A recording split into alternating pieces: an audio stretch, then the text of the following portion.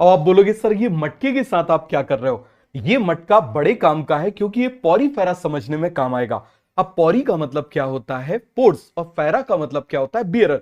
तो ऐसे एनिमल्स जिनमें पोर्स प्रेजेंट होते हैं उनको हम क्या बोल देते हैं, पॉरीफेरा बोल देते हैं। मुझे बताओ ये मटका काम आता है पानी के, तो इसका मतलब ये जो पॉरीफेरेंस है उनका हैबिटेट कैसा हो जाएगा, एक्वेटिक। साफ पानी में भी रह सकते हैं, मरीन पानी वाटर में भी रह सकते हैं। मुझे बताओ क्या ये चल सकता है।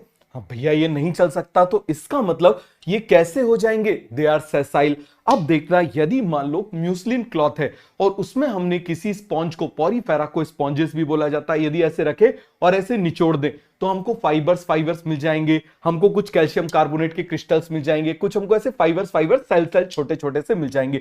अब देखना यहां पर ये जो छोटे छोटे से पोर हैं, ये छोटे छोटे से पोर हैं, यहां से पानी अंदर जाता है और इस लार्ज पोर से बाहर आता है। आप बोलोगे सर ये जो छोटे छोटे से पोर्स हैं इनका नाम क्या है, इनका नाम है ऑस्टिया।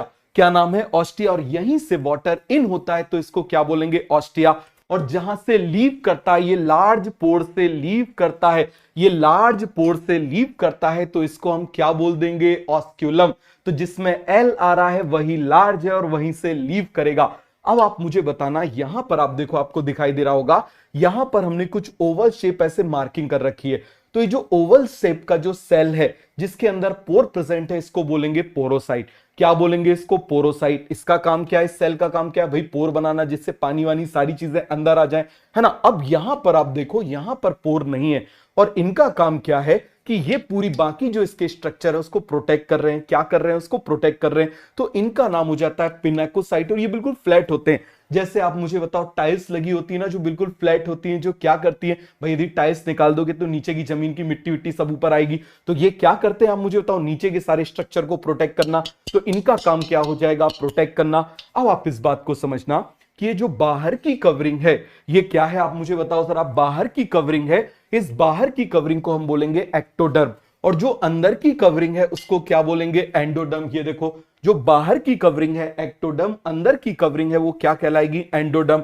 अब इस एक्टोडर्म और एंडोडर्म, इसकी वजह से यहां पर आप मुझे बताना, ये तो लेयर हो गई और यहां पर एक कैविटी बन गई। ये देखो जरा, ये कैविटी बन गई, एक्टोडर्म अंदर वाला, एंडोडर्म। और ये जो स्पेस बन गया तो स्पॉन्जिस के अंदर की कैविटी क्या कहलाएगी, स्पॉन्जोसील कहलाएगी। क्या कहलाएगी, स्पॉन्जोसील। अब ये जो एक्टोडर्म और एंडोडर्म होती है बिल्कुल ऐसी चिपकी हुई नहीं होती, इनके बीच में कुछ स्पेस होता है। और ये जो स्पेस होता है इसमें अलग अलग सेल होते हैं, अलग अलग चीजें होती हैं। और इसको हम बोल देते हैं मीजेनकाइम या फिर मीजोग्लिया। तो मिडिल वाले को क्या बोल देते हैं, मीजेनकाइम या फिर मीजोग्लिया। अब मुझे बताओ, जैसे आपने दीवार देखी होगी, तो जैसे मान लो दीवार है भाई, दीवार की एक तरफ ये हो गई, एक तरफ मान लो दूसरी तरफ हो गई, उसके बीच में क्या क्या होगा भाई, ईंट होते हैं, ठीक है, सीमेंट भी होता है, चूना भी डाला जाता था पहले के टाइम में, होता था कि नहीं होता था, रेत भी होती थी जिसकी वजह से दीवार को सपोर्ट होता था। यदि वो ऐसे ही हम ईंट को रख देंगे तो क्या ईंट रहेगी, नहीं, ईंट गिर जाएगी। तो इसी तरीके से आप देखना, ये जो यहां पर मीजेनकाइम है इसको सपोर्ट देने के लिए, दोनों लेयर को सपोर्ट देने के लिए यहां पर क्या प्रेजेंट है, कैल्शियम कार्बोनेट का, वही चूने जैसा, आप मुझे बताओ, कैल्शियम कार्बोनेट के क्रिस्टल्स प्रेजेंट होते हैं जिनको हम क्या बोल देते हैं, स्पिक्यूल। क्या बोल देते हैं, स्पिक्यूल। मुझे बताओ केवल ईंट को रख देंगे तो क्या ईंट रहेगी, वो तो गिर जाएगी, उसको बांधने के लिए कुछ चाहिए ना। तो यहां पर बांधने के लिए फाइबर्स आ जाते हैं, ये देखो रेड कलर से जो बने हुए, जिनको हम बोल देते हैं स्पॉन्जिन फाइबर्स। क्या बोल देते हैं, स्पॉन्जिन फाइबर्स। तो ये दोनों मिलके इस लेयर को सपोर्ट करते हैं। क्या करते हैं, सपोर्ट करते हैं। ये जो मीजेनकाइम और मीजोग्लिया है बड़ी इंपॉर्टेंट है, ठीक है, अभी हम इसके बारे में पढ़ेंगे। अब देखना, जो स्पॉन्जोसील है, इस स्पॉन्जोसील की लाइनिंग को कौन मार्क करता है, कॉलर जैसे सेल। जैसे कॉलर होती है ना, ये देखो ऐसी कॉलर होती है, तो एक कॉलर जैसे जो सेल होते हैं उनको बोल देते हैं कॉलर सेल, या फिर उनको बोल देते हैं कोएनोसाइट्स। इनका काम क्या होता है, ऐसे चप्पू की तरह होते हैं। क्या होते हैं, ऐसे चप्पू की तरह होते हैं। जैसे चप्पू को चलाते जाओगे तो नाव आगे बढ़ती जाएगी, क्यों, क्योंकि एक वाटर में, पानी में फ्लो जनरेट हो गया। तो इसी तरीके से इसमें फ्लैजिला होता है जो ऐसे ऐसे ऐसे ऐसे घूमेगा। और जब ये फ्लैजिला ऐसे ऐसे ऐसे ऐसे घूमेगा तो इसकी वजह से करंट जनरेट हो जाएगा। उस करंट की वजह से, उस करंट की वजह से बाहर का पानी, बाहर का पानी ऐसे यहां से ऑस्टिया से इन होते हुए स्पॉन्जोसील में आएगा और यहां से ऑस्क्यूलम से बाहर चला जाएगा।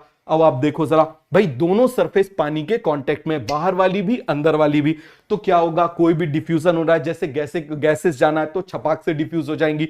एक्सक्रीशन हो रहा है तो वो भी आप मुझे बताओ, एक्सक्रीशन डायरेक्ट डिफ्यूजन से हो जाएगा। अब आप देखना यहां पर ये जो कॉलर सेल है, इनका काम क्या है, C for collar cell, C for current, C for collar cell, C for current. तो ये क्या करेंगे, वाटर करंट को जनरेट करेंगे। अब देखो इस वाटर करंट में फूड भी आएगा, सारे प्रोडक्ट्स भी आएंगे, एक्सक्रीटरी प्रोडक्ट भी इसी करंट से मूव करेंगे। अब मान लो फूड आ रहा है, अब देखना इसकी वजह से ऐसे करंट से फूड आ गया है बाहर से, तो ये क्या करेंगे, ये जो कॉलर सेल होते हैं फूड को कैप्चर कर लेंगे। क्या कर लेंगे, फूड को कैप्चर कर लेंगे। क्यों, क्योंकि इसमें म्यूकस होती है और यहां से फूड होता हुआ पहुंच जाएगा इस अमीबोसाइट में, और ये अमीबोसाइट ये बीच में ऐसे तैर रहे होते हैं, और ये भैया सारी सेल की अम्मा होती है, सारे सेल बना लेते हैं। जितने भी इसमें सेल होते हैं सारे सेल को बनाने की कैपेसिटी इन अमीबोसाइट में होती है। और जब आप मुझे बताओ अंदर आ जाएगा ये मटेरियल, तो इसको डाइजेस्ट कर लेंगे। तो किस में हेल्प कर रहे हैं, डाइजेशन में हेल्प कर रहे हैं। किस में हेल्प कर रहे हैं आप मुझे बताइए जरा, डाइजेशन में। ये देखो यहां तैरते भी रहते हैं और ये स्कॉलर सेल के नीचे ऐसे कनेक्ट भी हो जाते हैं। अब आप मुझे बताओ इसके एग्जांपल, तो इसके एग्जांपल बड़े काम के और हमको पढ़ना थोड़े से। निमोनिक्स क्या हो जाएगा, लेस, एल से ल्यूकोसोलिनिया, ई से यू स्पॉन्जिया, एस से स्पॉन्जिला और एस से साइकन और स्काइफा। मुझे बताओ ये खुद ही अपना नाम बता रहा है, स्पॉन्जिला साफ पानी, साफ पानी, साफ पानी। ये साफ पानी में होता है, किस में होता है, साफ पानी में होता है। इसको क्या बोल देते हैं, बाथ स्पॉन्ज। इसका कॉमन नेम क्या है, बाथ स्पॉन्ज। अब मुझे बताओ हमको इसके बारे में पढ़ना है, तो एनसीईआरटी में चैप्टर जिस सीक्वेंस में हम पूरी एनिमल डाइवर्सिटी को वैसे ही पढ़ेंगे। सबसे पहले डाइजेशन था जो हट गया, फिर रेस्पिरेशन है, फिर सर्कुलेशन है, फिर एक्सक्रीशन है, लोकोमोशन इसमें जरूरत नहीं, होता ही नहीं तो हमने हटा दिया, फिर एक्सक्रीशन है, एक्सक्रीशन के बाद रिप्रोडक्शन है, फिर डेवलपमेंट है। तो बताते जाओ जरा जल्दी से, डाइजेशन कैसा होगा, अभी हमने बोला सेल के अंदर हो रहा है ना, इंट्रा सेलुलर डाइजेशन अमीबोसाइट के अंदर हो रहा है। फिर आ जाओ रेस्पिरेशन, कैसे, डिफ्यूजन, क्यों, क्योंकि दोनों सरफेस किसके कांटेक्ट में है, वाटर के कांटेक्ट में। तीसरा सर्कुलेशन, वाटर कैनाल सिस्टम है, क्या प्रेजेंट है, वाटर कैनाल सिस्टम है। भाई वाटर एक पाथ से फॉलो कर रहा है जिसको कैनाल सिस्टम बोल देते हैं। एक्सक्रीशन, अब पानी में जो रहते हैं उनमें किस चीज का एक्सक्रीशन होता है बताओ जरा, अमोनिया का, तो मोस्टली अमोनिया, तो यहां अमोनिया एक्सक्रीट हो जाएगा। अब आ जाओ रिप्रोडक्शन, तो रिप्रोडक्शन भैया इनमें एसेक्सुअल भी हो सकता है और सेक्सुअल भी हो सकता है। एसेक्सुअल मुझे बताओ, एसेक्सुअल का मोस्ट कॉमन क्या हो जाता है, जनरली फ्रेगमेंटेशन या फिर बडिंग, फ्रेगमेंटेशन या फिर बडिंग। और दूसरी तरफ सेक्सुअल। अब मुझे बताओ इस मटके से पानी केवल मेल पीते हैं या फीमेल पीते हैं, भाई दोनों पीते हैं। तो इसी तरीके से ये पॉरीफेरा है, तो इसमें मेल सेक्स ऑर्गन होगा, फीमेल सेक्स ऑर्गन होगा, या दोनों होंगे, दोनों होंगे। तो इसीलिए इसको क्या बोल देते हैं, हर्मेफ्रोडाइट। क्या बोल देते हैं, हर्मेफ्रोडाइट। अब क्या होगा, इससे क्या निकलेगा, यहां से गैमीट निकलेगा। वो गैमीट क्या होगा, पानी में बहता हुआ दूसरे उस पे फीमेल के पास जाएगा, उसको फर्टिलाइज करेगा, और सेल के अंदर फर्टिलाइजेशन हो रहा है तो फर्टिलाइजेशन भी कैसा हो जाएगा, इंटरनल। कैसा हो जाएगा, इंटरनल। अब फर्टिलाइजेशन हो गया, इसके बाद में लार्वा बनेगा, फिर एडल्ट बनेगा। मतलब डेवलपमेंट डायरेक्ट किस में हो रहा है, डायरेक्ट एडल्ट में हो रहा है, पहले लार्वा बन रहा है। पहले कौन बन रहा है, लार्वा बन रहा है, तो इसीलिए डेवलपमेंट कैसा हो जाएगा, इनडायरेक्ट। और उस लार्वा में फ्लैजिला प्रेजेंट होता है, फ्लैजिलेटेड लार्वा होता है, जिसको एम्फीब्लास्टुला लार्वा बोलते हैं। अब मुझे बताओ हैबिटेट, अभी हमने देखा भैया पानी में होता है। हैबिट मुझे बता दो जरा कैसी होगी, सेसाइल होती है। ऑर्गेनाइजेशन, सेलुलर ऑर्गेनाइजेशन होता है, सेली सेल से बनी हो। सिमेट्री, कोई सिमेट्री नहीं होती है। और सीलोम, इसमें कोई ट्रू सीलोम नहीं होता, तो ये कैसे हो जाएंगे, ए सीलोमेट। और इसका एक मेडिकल इंपॉर्टेंस भी है, क्या आपको पता है, स्पॉन्जिस से एक ड्रग मिलता है क्रिब्रोस्टैटिन, जो एंटी कैंसर होता है। और एक डिजीज होती है पेनिसिलिन रेजिस्टेंस। पेनिसिलिन रेजिस्टेंस यदि कभी भी कोई बैक्टीरिया आ जाता है, बड़ी खतरनाक डिजीज होती है, तो उसको भी मारने के लिए क्रिब्रोस्टैटिन को यूज किया जाता है, जो आप आगे जाके पढ़ोगे। तो चलो मिलते हैं नेक्स्ट क्लास में। Okay, bye bye.